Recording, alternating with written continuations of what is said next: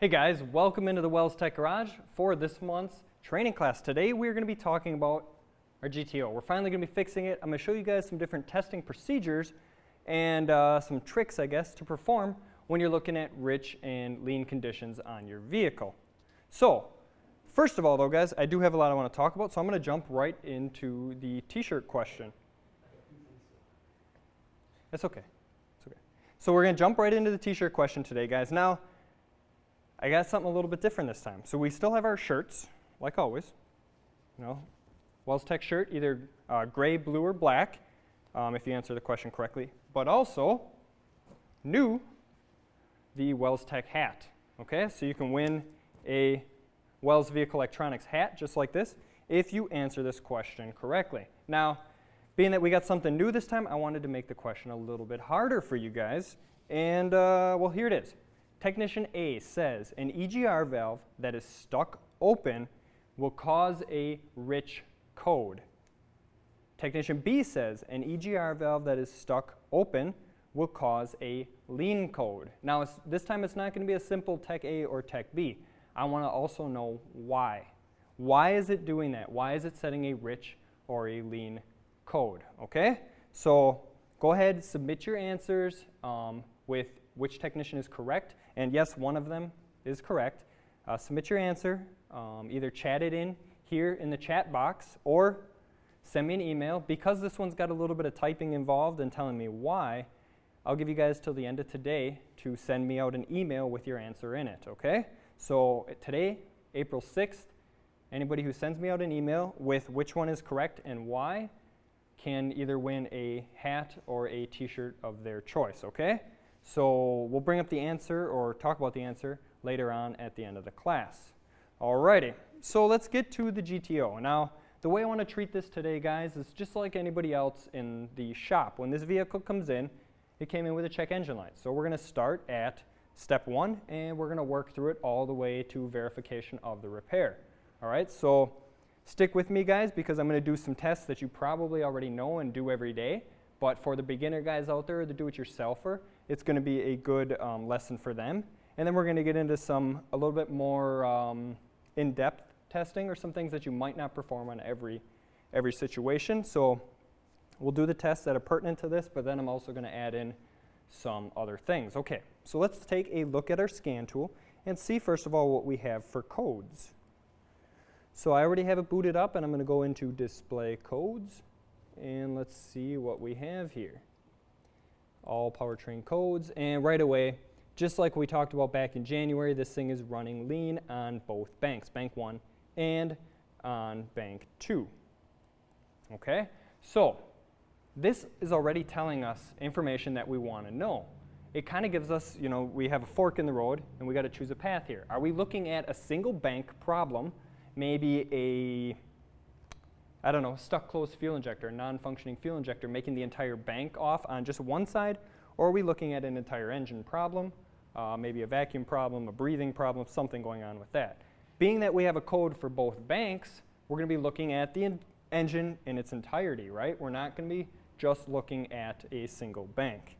Okay? But now we can go one step further with this. And actually, what these two codes right here, 171 and 174, are the generic mandated by OBD2 to pop up on your car.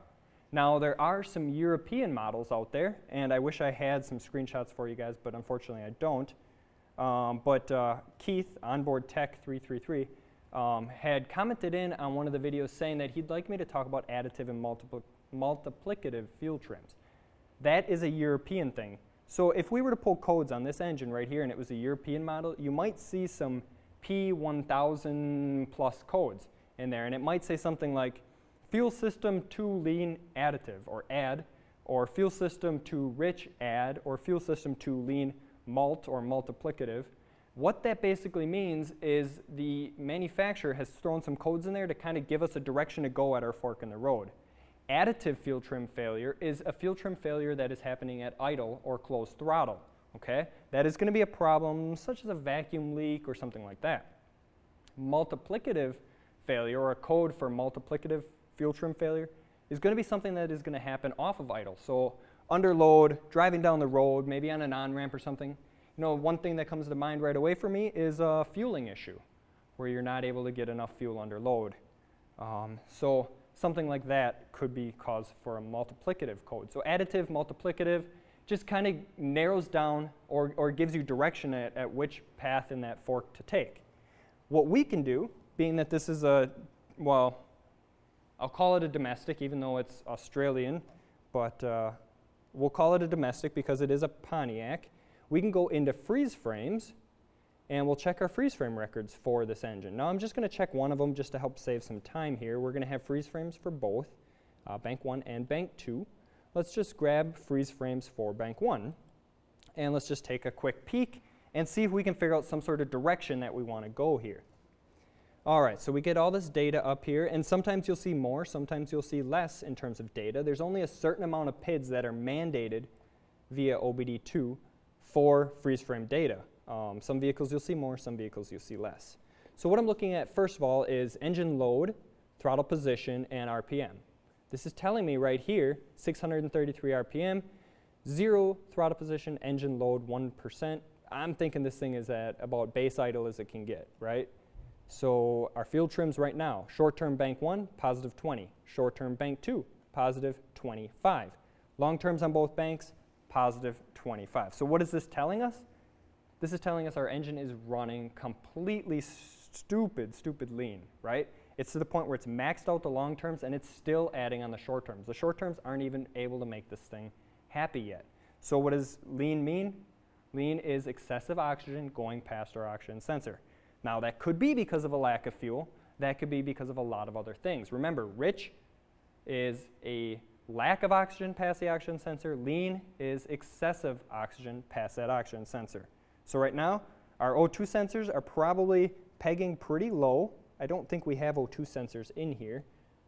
But if we did, I would expect to see our O2 sensors probably pretty low in voltage when this code happened, because there was excessive oxygen passing that oxygen sensor. So what does the computer do? Increases the pulse width on the injectors and dumps more fuel into the engine. Okay, so we know now that our problem is at idle, and we have it severely lean. Now there's a couple other things I want to check out. Barrel and coolant temp are big giveaways. Our coolant temp right now, 185 degrees. So our engine is currently warmed up. It's not cold, it's not ambient temperature, it is definitely warm. Our barrel, 29.2, looks pretty normal. Barrel is going to be something that's going to change depending on where you live and depending on the day. You can always check out your local weather site to find your barrel reading, but you want to just verify that your barrel is accurate. And all right, I think the rest of this looks pretty good.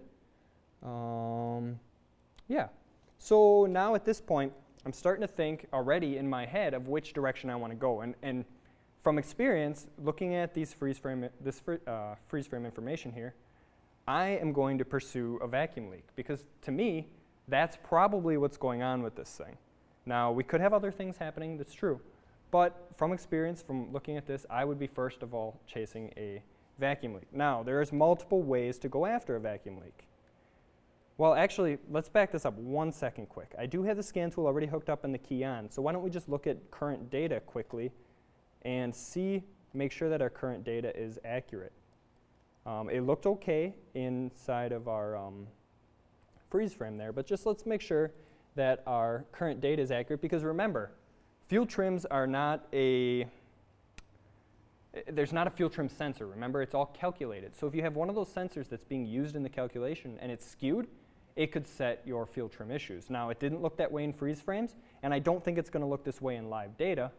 And another tip is, if you have a skewed sensor, chances are it's probably failing its own test, and you'll probably get a code for like a map sensor, coolant temp, something like that. They will usually code before fuel trims, but anything is possible. So let's take a peek at what we have for current data, and this is live right now. So right now we are sitting at long terms of positive 25 on bank 2, positive 22 on bank 1. Short terms, because the engine's not running, our short terms always go back to 0. Our long terms are kept. So our long terms are definitely lean. And I would expect to see our short terms will probably go up after we start this engine up. So there's a couple other things I want to look at here. Coolant temp. Right now our engine's roughly pretty cold, almost ambient temperature. 89 degrees, looks normal. What I'm looking for here is maybe like a -40 or a 232. You know, that failure mode for the sensor will typically fail high or fail low depending on the failure. So right now that looks good. We can take a look at intake air, 80 degrees, that looks good. And just take a quick peek at our barrel, and 28.9 seems pretty good. It's a little bit lower than that 29.2 of what it originally read, but we're probably okay there. And because the engine's not running, everything else looks okay. So now at this point, again, we're going after a vacuum leak. Now let's say we know that this engine is failing when it's warm, okay? But commonly, vacuum leaks fail when they're cold, right? We've all run into it, intake gaskets leaking when they are cold. So what is something that you can do before you ever fire this thing up and warm it up?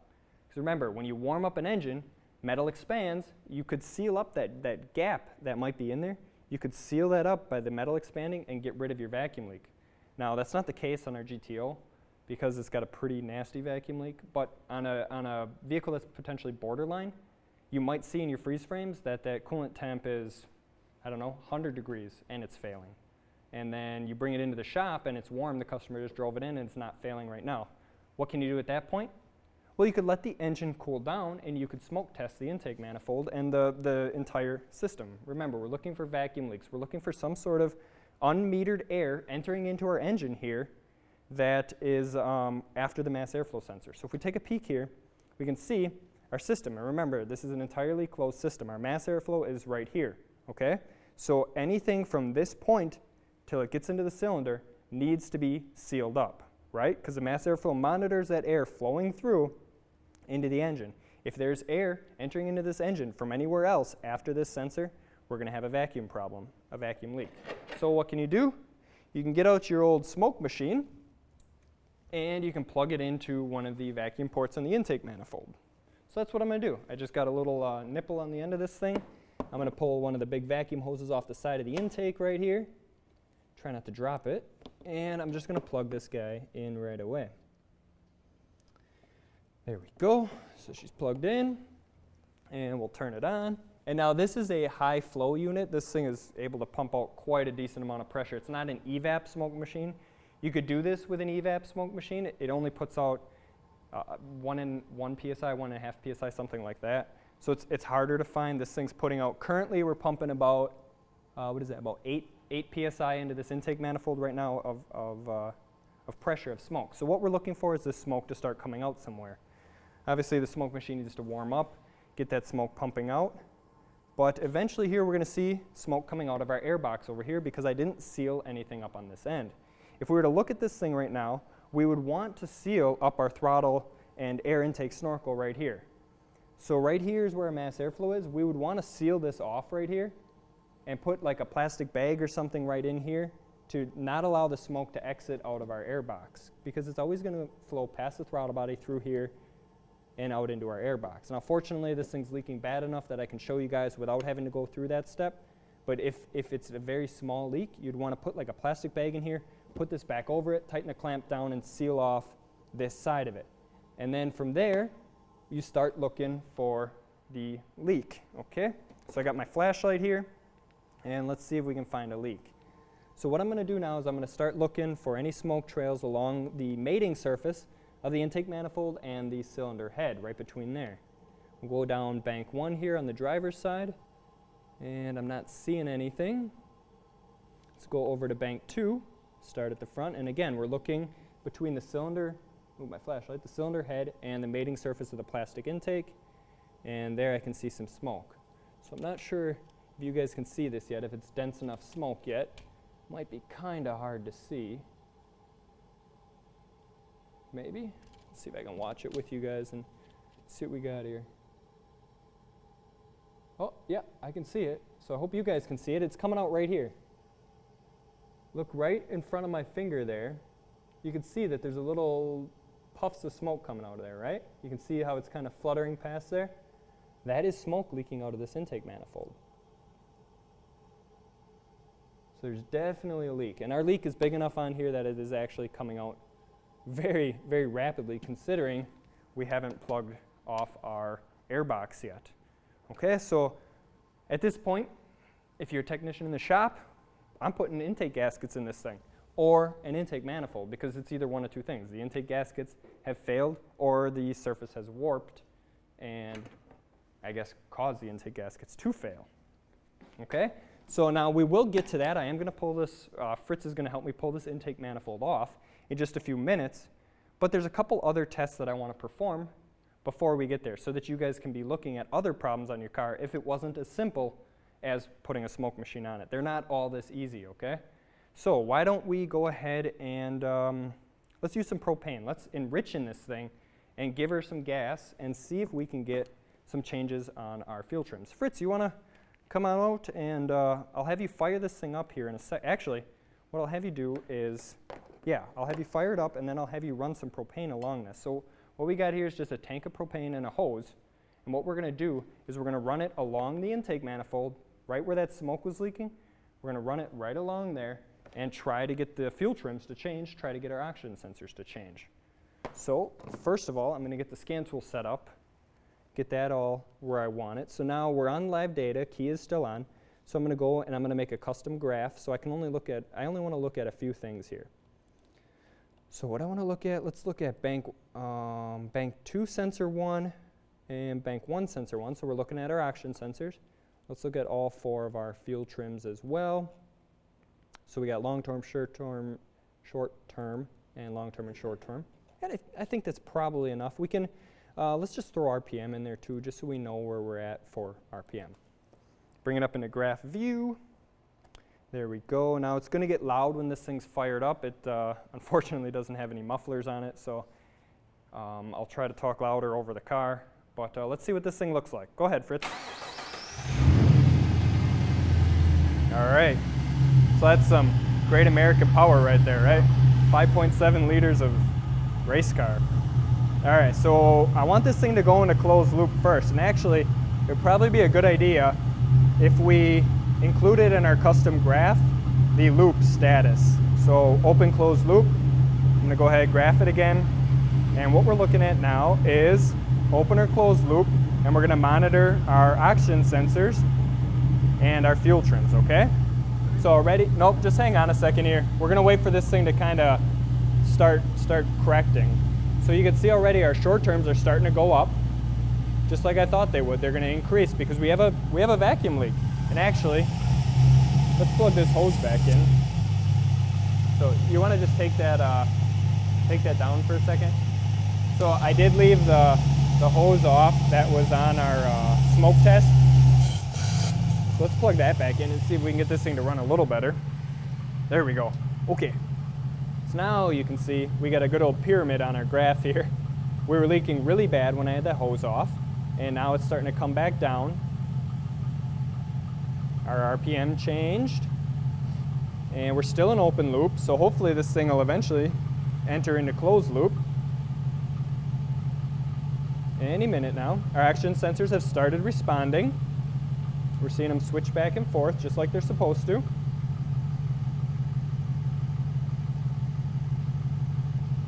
And I guess we're still in open loop, kind of odd. I expected this to enter into closed loop already. It looks like our short terms are responding properly. Why don't you go ahead and add some propane, Fritz, and see what happens here. So you're going to go around bank 1 right now, which didn't have any smoke leaking. And I'm not seeing anything yet. Yeah, bump over there where we saw the smoke. You got any flow coming out of there?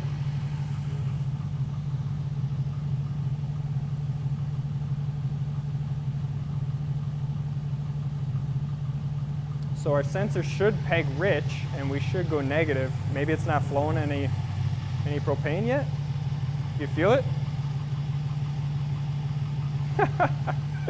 Did we grab? Oh, there we go. It just went into closed loop. I got it wide open. Okay. Maybe we grabbed a bum propane tank. Oh, we're starting to do something now. There you go. So we can see that our fuel trims are starting to go negative, especially on bank 2. And this is, this is right here. This is bank 2 right here. This is bank 1. So we're on bank 2, and we're seeing our fuel trims adjust as Fritz is feeding this thing with propane. Go ahead and Try and get it a little closer to the intake one, see if it'll suck right in from there.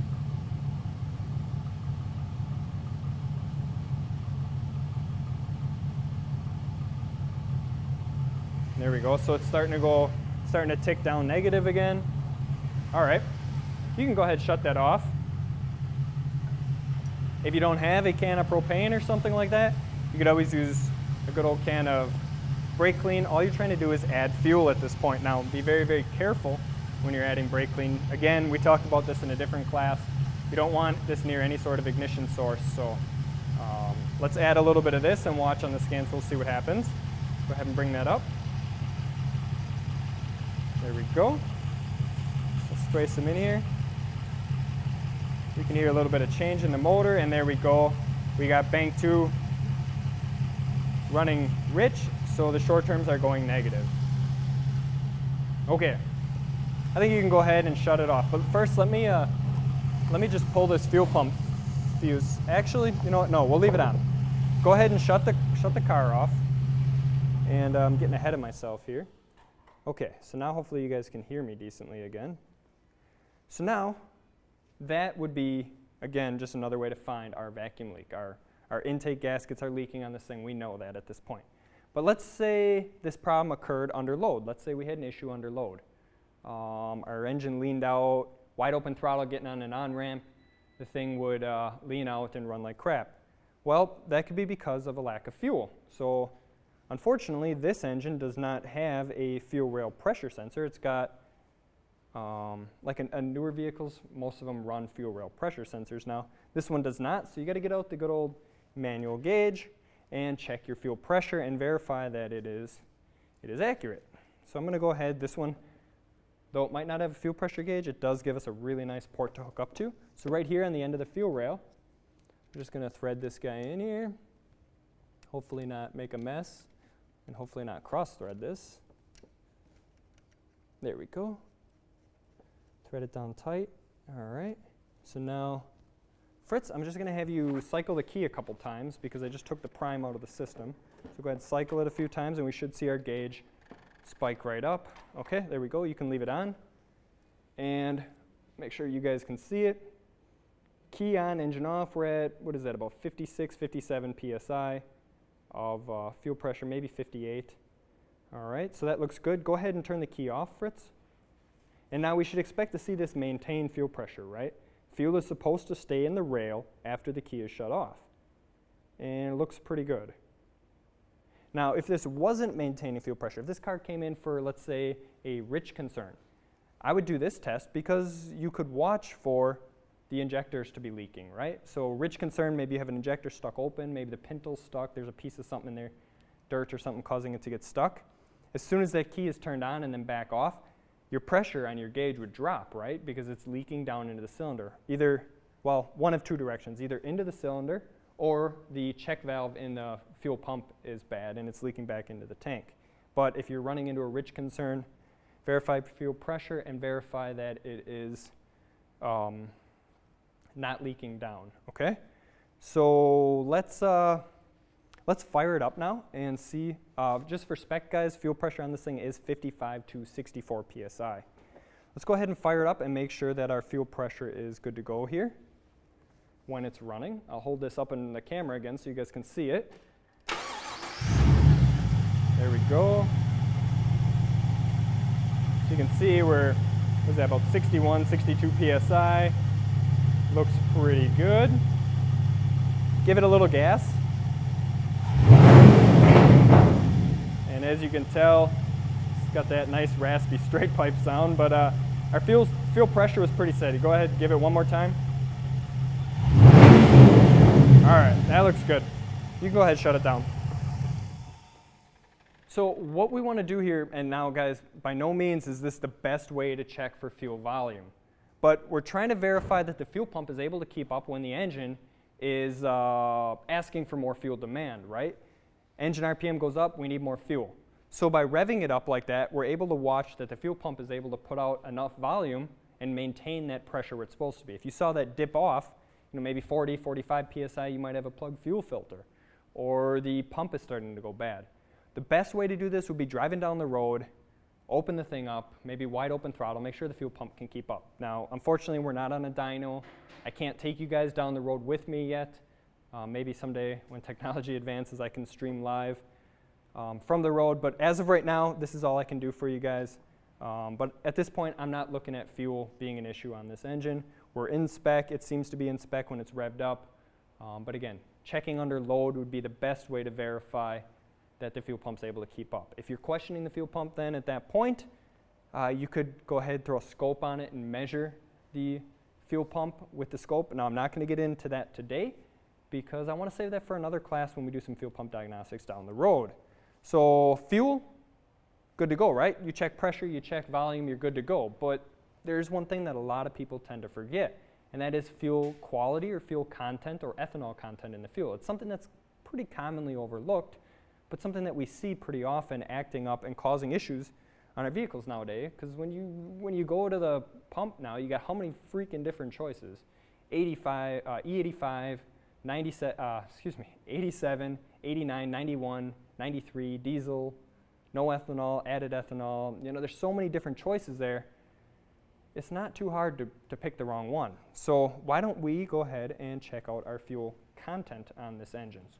Let me grab a container here. And what I'm going to do is I'm just going to bleed some of the fuel off of our gauge here into a cup. Go ahead and turn the key on a couple times. And I'm going to grab some fuel out of this thing. And all Fritz is doing is just keying on, and when you key on, the system primes itself. So I think that's about enough. Shut this off, try not to make a mess. All right, so I got some fuel in this cup right here. And what I'm going to do is I'm going to put this into a graduated cylinder. Now this here is a graduated cylinder. Now you don't have to buy anything fancy for this. You don't need any sort of scientific equipment.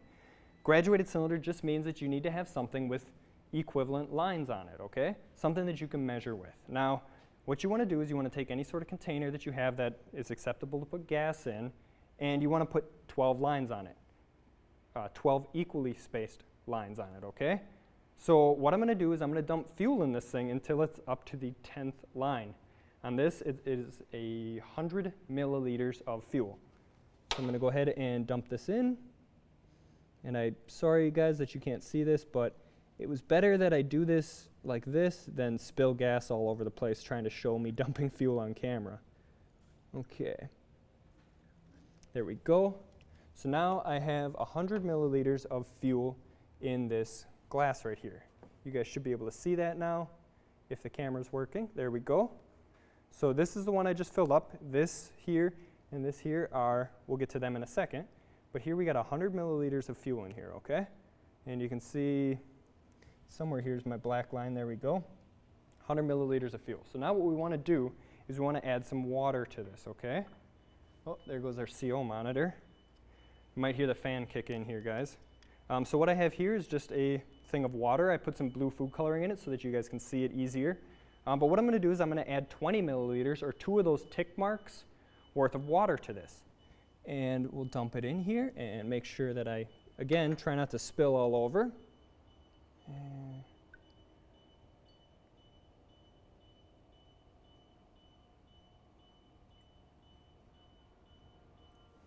Okay. All right, so there you can see now that we should be at 120 milliliters, right? 20 milliliters of water, 100 milliliters of fuel, 120 milliliters. Now, as you can see, gas and water don't mix, right? I mean, we all know that already. You can light gasoline on fire on top of water. I mean, oil rigs and that kind of thing, we've all seen that in the movies, right? So we know that already. So what I want to do now is I want to force them to mix, okay?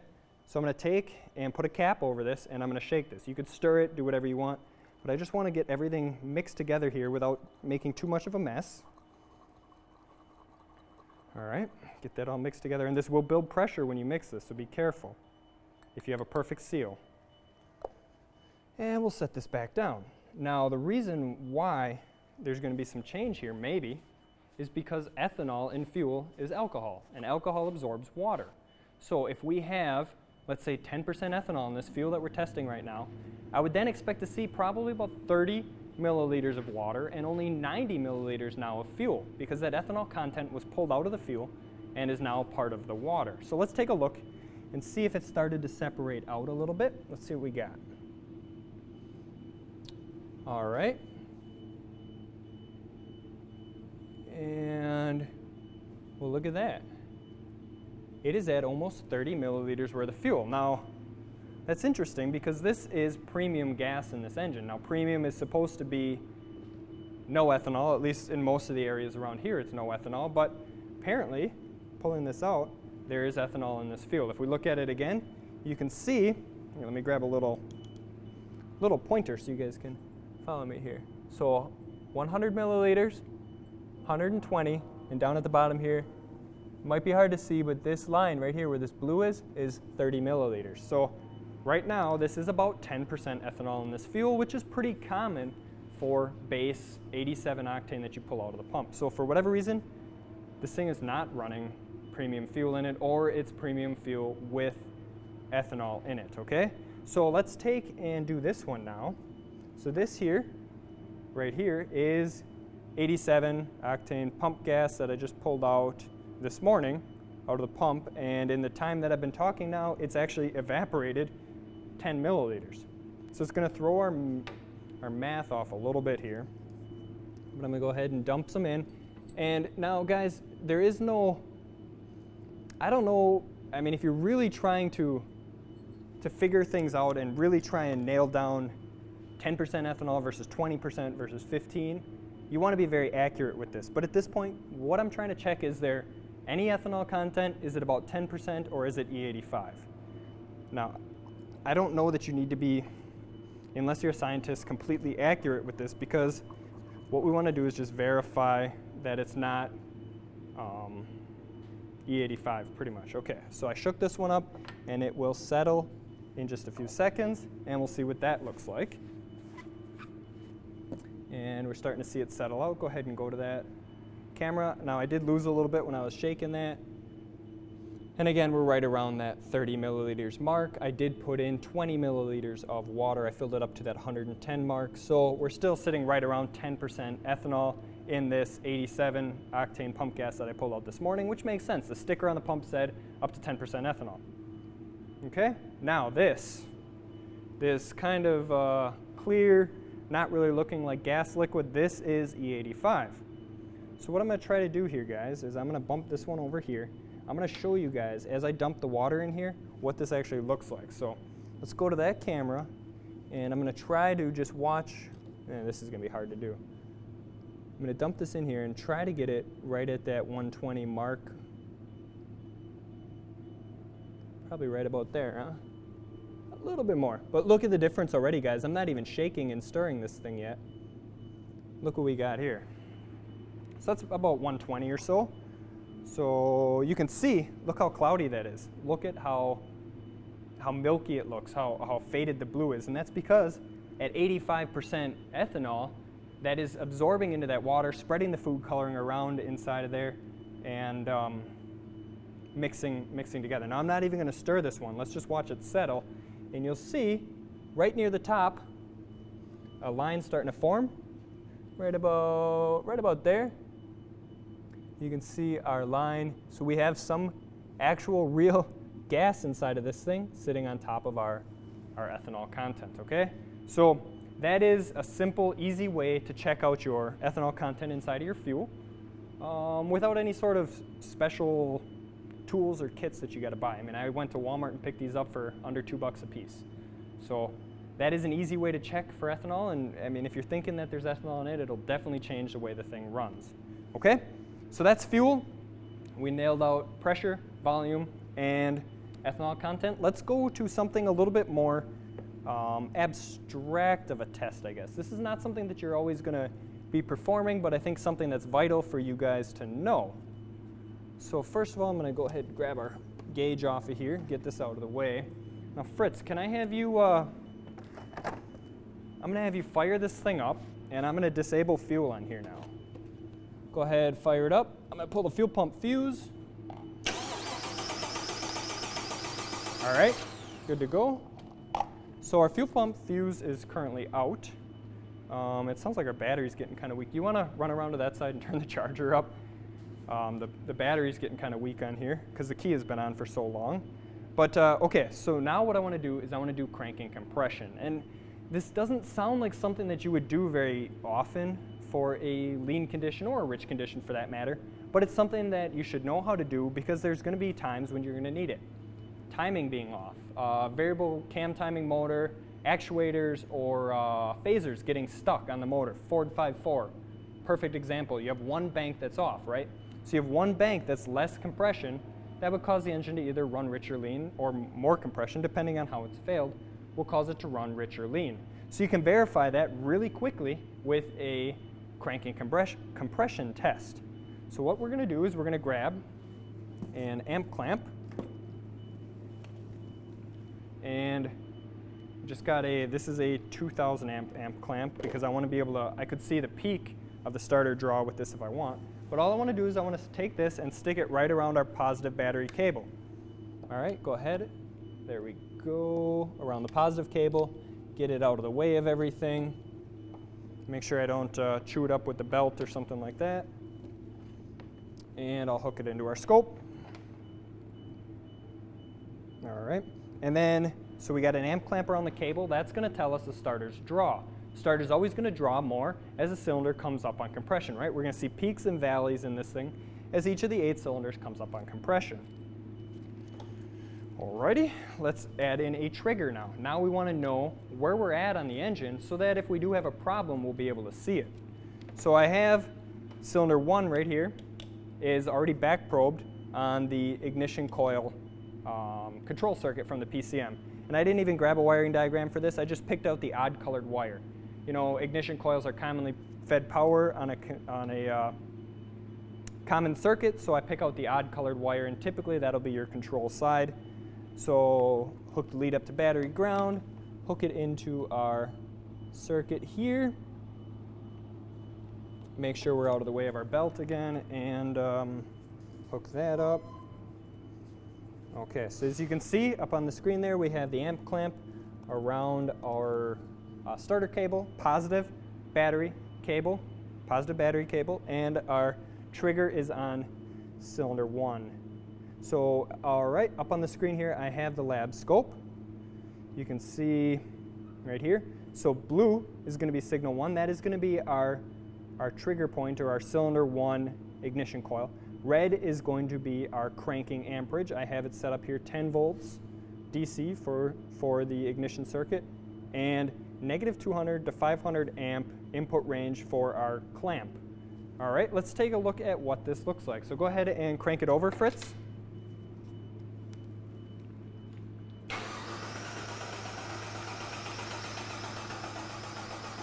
That's good. I'm going to stop it. We don't want to crank it too long. The battery's going to end up dead. All right, so here, 1, 2, 3 spikes. This engine went around 3 times. And you can see we got a pretty consistent reading. Now, on this kind of test, you want to make sure that your battery is fully charged, because having a battery not charged can throw these off. But these spikes right here are actual cylinders hitting top dead center. All right, so I'm going to take and zoom in on this a little bit. So here is cylinder, let's bring this back, go this way. We'll get one event up on the screen. There we go. So this is 1 full revolution of the motor. Cylinder 1 peak right here, so that's cylinder 1 top dead center. And then we just follow firing order from there. So cylinder 1, then cylinder 8, cylinder 7, cylinder 2, cylinder 6, cylinder 5, cylinder 4, cylinder 3, and back to cylinder 1. So this is pretty consistent. And remember guys, we're just talking relative here. This is relative compression. If the entire engine was down on compression, if the timing was jumped or something like that, you would expect to see this same exact looking thing right here, because it's only relative. You're looking for maybe 1 cylinder or 4 cylinders that are different than the rest. You know, you have one bank that's maybe stuck, that phaser is stuck, you would see 4 either higher or lower than the other 4.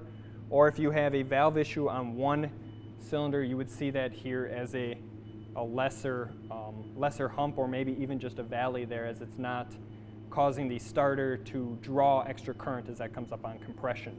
Okay, so that's a quick and dirty relative compression test. For those of you out there with the Ford IDS scan tool, you can do this right with the scan tool. But I like showing it on the lab scope because it is something that's easy to do, And it's just simple and a quick, easy way to find out, especially for like a misfire. Say you're working on a V motor with the intake manifold over the back 3. Before you go pulling that manifold off, do a relative compression. Verify if you have a mechanical problem on the backside, you know? Something so simple, before you go swapping coils or spark plugs or anything like that, relative compression test. Verify there's no mechanical issues in the engine. So quick and easy way to take care of that. Okay, so I was going to pull a spark plug out and show you guys what that would look like. I'm going to save that for another class just because we're already 40 minutes into this thing, and I still want to pull this intake manifold off and show you guys what's going on. So I think it's about time we do that. I think I talked about everything else that I want to. Let's take a quick peek at my list here. Make sure I didn't miss anything.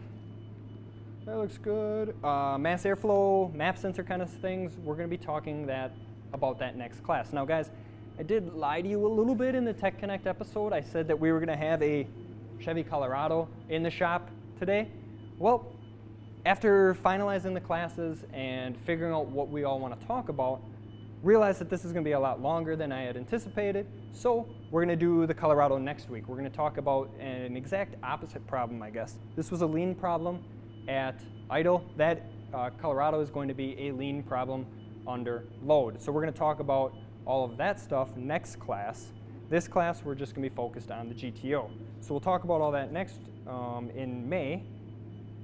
All right. Oh, one other thing when talking fuel trims. Talk with your customer. You know, always verify with your customer. Is the problem, does anything weird happen with the engine? Does it misfire? Does it stall? Anything like that can really lead you to a certain path to go down. One of the most common ones that I find is the person who backs out of their driveway, right? They put it in reverse, back out of the driveway, put it in drive, and it stalls out right there on the road. Well, remember, every time you're shifting the transmission, that engine can shift in there and move. Well, at that point, you could create a separation in the air intake snorkel right here. If you have a crack in here, like say this baffle or whatever this is cracked, say that was cracked, you shift that motor, now you just created a huge instant vacuum leak that could stall the motor out. So talking to your customer is vital. All right, what do you think, Fritz? Should we pull this manifold quick? Let's go ahead and do it. I'm gonna grab some power tools. Fritz and I are gonna yank this thing off if you guys wanna watch. It'll only take a few minutes. This is a pretty fast one to pull. That's why we're choosing to do it. If it was a pain in the butt, I would have pulled it and taken pictures for you guys, but I think there's some good stuff here to show. So pull out all our tabs and connectors here. Got the fuel off already. Perfect. Yeah, good idea. Pull all our injectors. Now the fuel rail on this one is going to stay with the intake when we pull it off. Pull this out. All right, I'll start taking bolts out.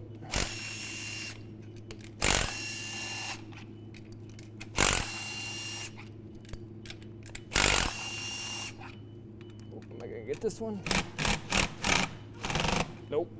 Grab a swivel.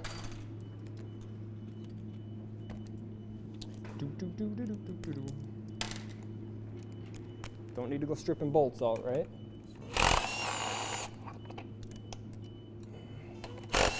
We got the brake booster hose out. Uh-oh.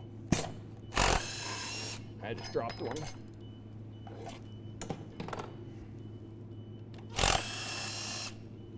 Is that one back there that I dropped behind the motor?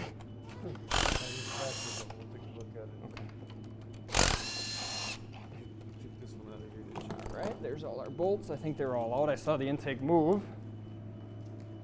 I'm gonna grab take this off take it off the throttle body. Oops. Okay.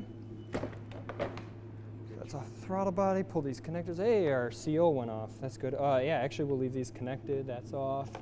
We got a hose back here. Let's just make sure that we can see if we can find that bolt quick. Otherwise, I don't want it to fall into the. You find it back. There we go. I got it. I just don't want it falling into the cylinder when we take this off. All right, so we got everything out of the way. Now, normally, guys, when you're doing this, you'd want to take an air hose, blow off any crap that's on top of the engine, so that when you pull the manifold off, you don't have stuff falling down into the heads. We've already done that. We've had this intake off already. So we've already blown it off. But yeah, just air hose, blow along here, make sure you don't get any crap down inside the motor, because that would be bad. All right, now the throttle body. What I'm going to do for the throttle body is, because we have a coolant hose on here, I don't want to disrupt the cooling system on here. It's really your choice for this part. If you want to pull the throttle body, thank you, pull the throttle body with the manifold or without, it's up to you. We're going to pull the throttle body without the manifold. We're going to leave the throttle body attached to its coolant hoses, because this one's only 3 bolts, and we have a new gasket for it. Well, we're about to have a new gasket. It's not here yet. Okay, so there's our throttle body. Now we have all the bolts out. We have the rail attached. We should, everything else is disconnected here. Should be good to go. So, oh, we're still connected to a map sensor back there. So we got some fuel dripping out. I'm going to go ahead and I'm going to tape this fuel line off so when I turn this upside down, we don't dump a bunch of gas. So we're just going to grab some duct tape. Tape this rail off here just as a temporary thing. All right, let's flip this bad boy over. And what I'm going to do, guys, is I'm going to take, if you look at the intake right now overhead, you can see my left hand here, where my thumb is here, is passenger side. This is driver side. When I flip this over, they're going to be opposite. So we're expecting to see valve cover gaskets on this side, which is going to be over here, to look like they're bad. So let's take a look. I'm just going to, actually, let's cover up those holes with a rag quick, and then we'll set the intake right back down on top. Okay, I'll grab some.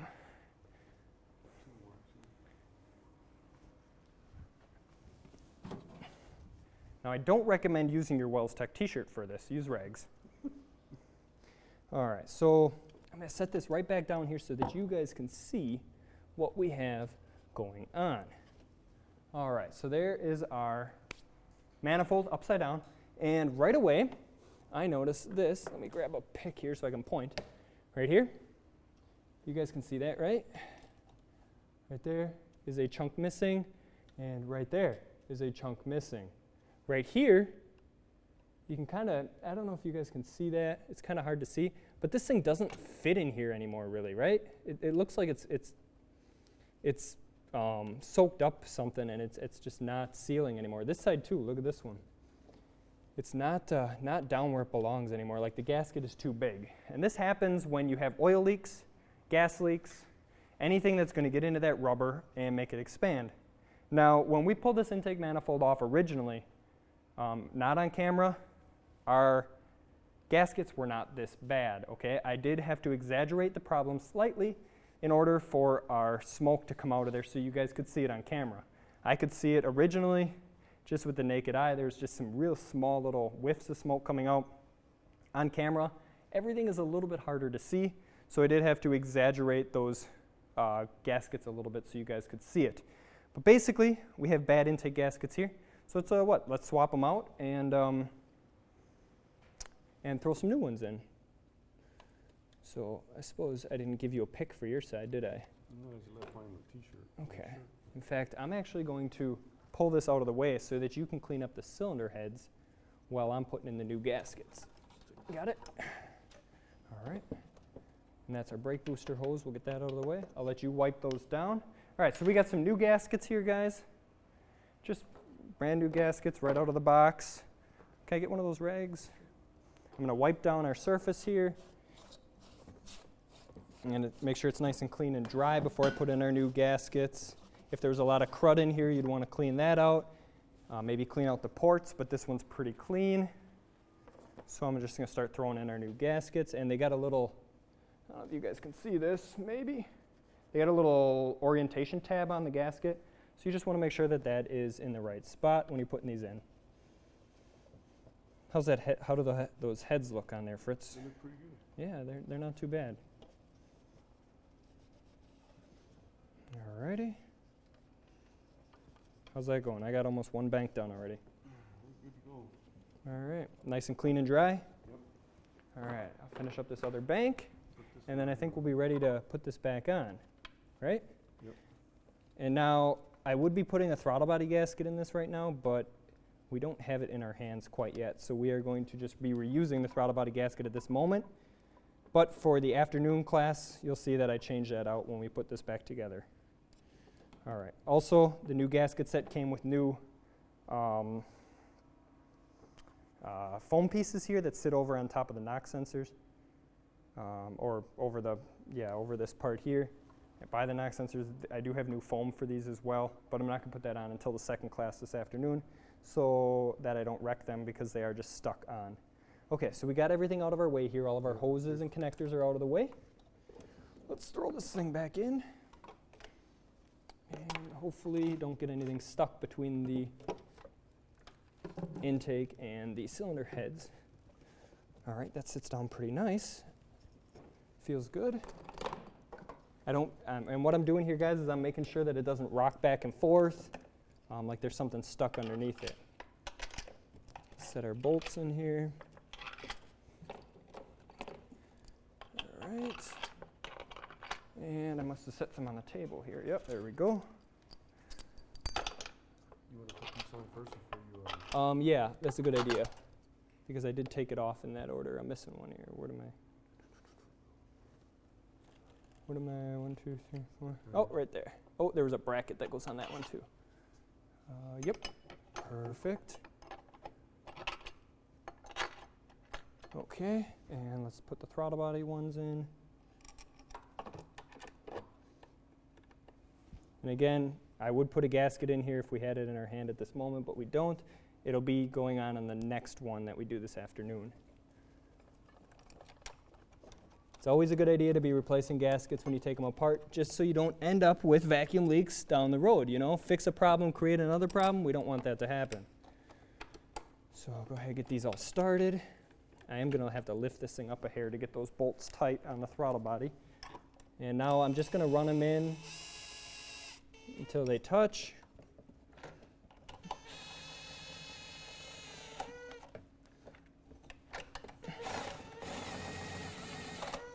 And then from here, they would get torqued to proper factory spec. I don't think that's measured in ugga-duggas. Nope. I think that's what Eric Obrada calls it when he 2 or 3 ugga-duggas. All right, so now, guys, what we want to do is they have to go down a certain way. It's a plastic intake manifold that needs to be torqued down in a certain manner. Have that printed off right here in this sheet of paper. Torque spec, 44 inch-pounds first pass, second pass 89 inch-pounds, and in a certain order, with number 1 being here. So what I'm going to do is I'm going to run them till they touch. Number 2 here. Number 3. And number 4. Number 5. 6. 7. 8. I need a swivel for that one to tighten it down.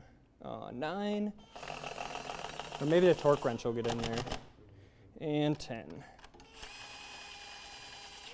Then I always just go back and do the first 2 again because they typically are a little loose. Okay, so now we brought this intake manifold down properly. Now, Fritz is going to be torquing it down for us. So again, first pass is 44 inch-pounds. Second pass is 89 inch-pounds. So Fritz is going to get that all torqued down to factory spec. And in the meantime, let's take a peek at the comments and see how many people are either sleeping or not here. Holy cow, you guys. Wow. Okay. A lot of comments in here. Awesome, awesome. Let's start at the top, see what you guys are saying. Thanks for the Wells t-shirt, nicer than the one I got at Menards. All right. Well, Mace118, I'm glad you like your shirt, and I'm glad we could get that to you. Good morning from Saudi Arabia. Terry is ready to go. Mark says good starting. We got a couple answers to the t-shirt question. Terry, rich because the gas is already used and will not burn. Running a little late this morning, said Mike. Bob is here saying MAP or mass airflow. And actually, Bob, that's a great question. MAP or mass airflow engine will affect how that EGR problem occurs. So I didn't bring that up on purpose, guys, because I wanted somebody to call that out. I guess let's talk about the answer. So the answer is that the engine will typically run rich, right? So what does rich mean again? Rich means there's a lack of oxygen, that's vital, lack of oxygen going past the oxygen sensors. Simple. What does an EGR valve do? Takes fully burned, hopefully fully burned exhaust gases, recycles them into the engine's intake manifold, okay? At that point, what is that EGR gas doing? It is displacing oxygen that could be in the intake manifold, right?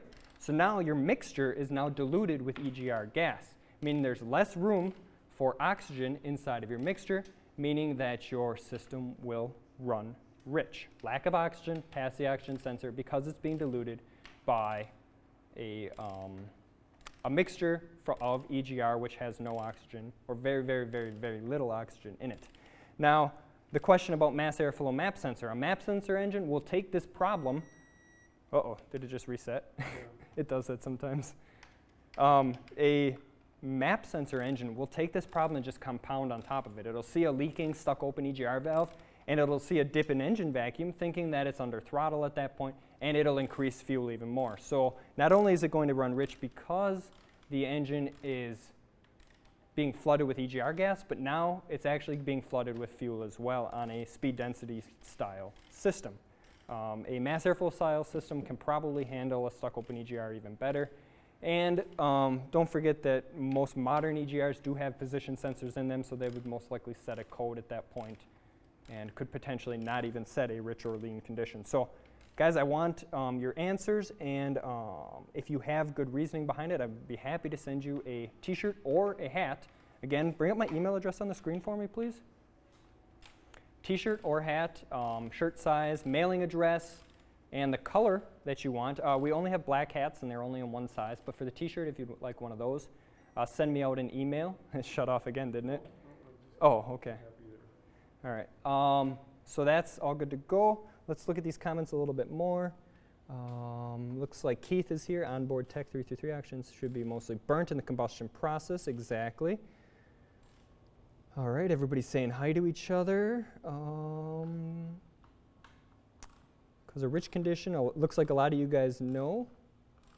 But again, Paul here is saying that it would cause a lean condition on a mass airflow sensor. I'd be interested to hear what the thinking is behind that. And actually, that's what Onboard Tech 333 says right here. What's your thinking behind that, Paul? So it'd be interesting to see what you guys have to say in your emails. I will read through each of these comments. It looks like Bob gets into it pretty in-depth here talking about it. Mohammed's here. Awesome. Drew is here asking what he missed. All right. And remember, guys, these live broadcasts, they're always going to be recorded they are recorded immediately, and as soon as they're done live, you are able to access it out on YouTube, right? So if you missed something, if you want to go back and see something, if you're just wondering how something was done, you can always access this again right on YouTube, right where you found it right now. If you're watching on our website, it is going to be, you're going to have to go out to YouTube to find it. You can find that through the past broadcast tab. How we doing there? Good. Okay. I'll help get some of this hooked up here, and then we can hopefully get this thing running pretty quick. And get our injectors hooked up. Just got to get the mass airflow in the back. All right. Get this guy hooked up. Where was that hose that was attached to this? Right here? Okay. Is that map sensor's not plugged in back here? Okay. All right. Always put your clips back in for your harnesses, guys. Right here and here. These are important. This one and this one. That's all right. There we go. These guys right here, these are important. They hold your wiring harness in place. They're very important. They can create all kinds of problems if you don't get those back in. That harness is meant to stay in place. All right, we all torqued down, good to go. Torque to factory spec. Get our throttle cable put back in. Thanks for doing that, Fritz. I don't think people want to watch how to torque an engine or an intake manifold. And so that's hooked up. Our throttle body is good to go. Get this guy back on. And we should be just about good to go. I'm going to get the intake air temp sensor put back on this side that you guys can't see. It's on the other side of the snorkel right here, just on the opposite side. Get that plugged in. Grab 8mm. Run these back down tight, and I think we should be just about good to go. Oop, our clamp is stuck. There we go.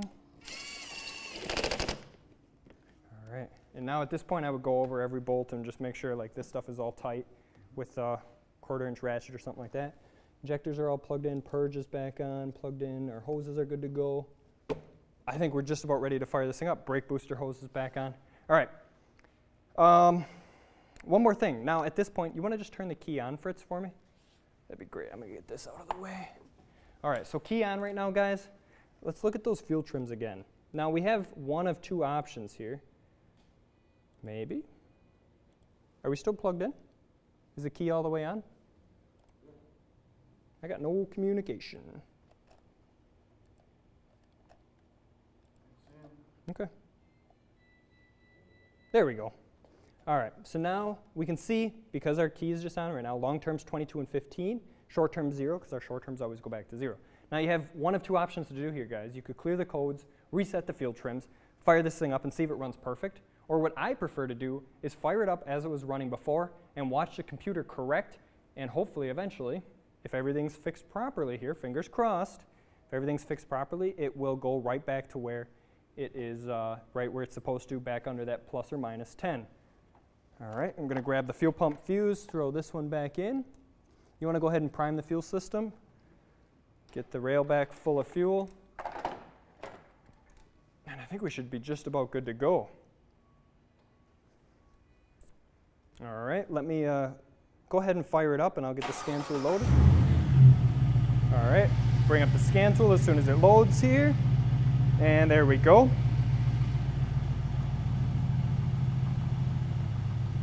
I'm going to bring this down into graph view for you guys. And we should see some corrections start to happen. So look at our O2 sensors already, right? Bank 1, Bank 2 and Bank 1 sensors are really, really rich right now, right? They're almost pegged. That right there is telling me that our problem is probably fixed. And look at our short term start to go. Look at that. They're starting to react. We just went into closed loop. Oh, had to get a drink of water. We just went into closed loop. Our long terms are beginning to respond. Where's our other one? There it is. Long terms are beginning to respond. Starting to drop down. Our short terms are almost down to where they belong.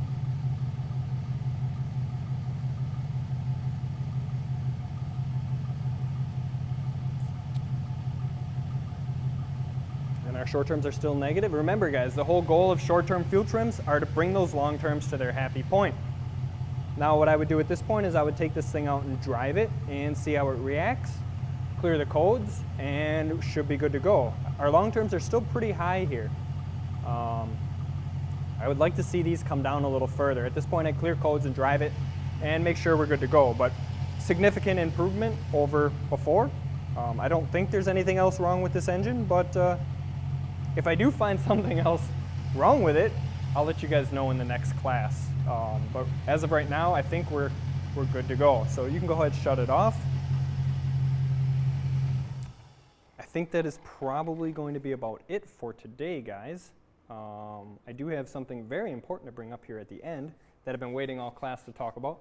Was there anything else you think that I missed? I don't think so. Okay. All right. Fuel trims are very, very common codes, guys. Lean codes being the most common, rich codes less likely, still possible, but less likely.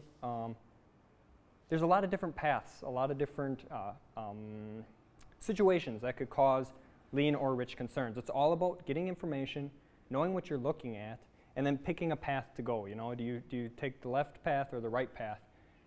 If you pick the wrong path, you could end up wasting a bunch of time. You know, it's all about knowing what you're looking at and choosing. And you know, when we looked at coolant temperature and if this thing was running lean at idle or under load, that really helped us choose that path. You know, we didn't have to check fuel pressure on here. We didn't have to really look at cranking compression or anything like that because we knew we had both codes. We had a problem at idle. It's all about picking that path and going down that road. Now, with experience comes these choices become easier to make. But it's just something that you'll learn, and sometimes you might get burned on it, sometimes you might not. It'll all depend on your experience. So All right, I think that's going to be about it for today, guys. Now, what I want to talk about is a new little contest that we're having. Now, on our website right now, if you haven't been there, wellsve.com, Wells Vehicle Electronics, ve.com, on our webcast page at the top, there's this little button called Survey. I want you guys to go out and take our webcast survey. It's only, I think, 8 questions. It'll take you less than 2 minutes to do it. Everybody who enters and takes that survey fills out all the information on there between today, April 6th, and June 1st, the class that we're having on June 1st, will be entered to win one of these super awesome Wells Tech work shirts or bowling shirts or whatever you guys want to call them. You'll be entered to win one of these shirts with your name on it right here. If your name is Mike, it'll be real easy. I'd love to send you one out, but we will get them custom made with your name on it. So take our survey. I will throw that link into the description of this video here in just a few minutes. It will be in the description. Anybody who takes this, you don't have to be watching live today. Anybody who watches our training between now, April 6th, and June 1st of this year, 2017, takes the survey, fills it out, answers all the questions, you will be entered to win one of these work shirts right here, okay? So, all right, I think that's about it. What do you think, Fritz? I think so. Good to go. Next week, or excuse me, next month, guys, in May, we're going to be finally concluding fuel trims. We're going to work on that Chevy Colorado that's going to be over there for a lean condition as well. This one under load. A little bit different diagnostic approach on that one. So we're going to talk about that next month. Until then, guys, check us out on Facebook, Instagram, Twitter, LinkedIn, YouTube, all the social media. We're out there, Wells Vehicle Electronics. Search for us, retweet, friend, share, follow, thumbs up. I'm probably missing some here. But check us out there. We're updating those pages constantly. And for all the questions and different things that you guys answered in questions here, make sure to check back on the Tech Connect episode that will be coming out the Friday before May's class. That's always the week before, the Friday before the class, the next upcoming class, okay? So, all right, guys. Well, thank you for sticking with me. I know it's been almost an hour and 10 minutes here. This was another long class, but definitely please take that survey. Let me know what you guys think of our training, and enter to win one of these shirts. So, thanks for sticking with me, and we'll see you guys again next time. Thank you.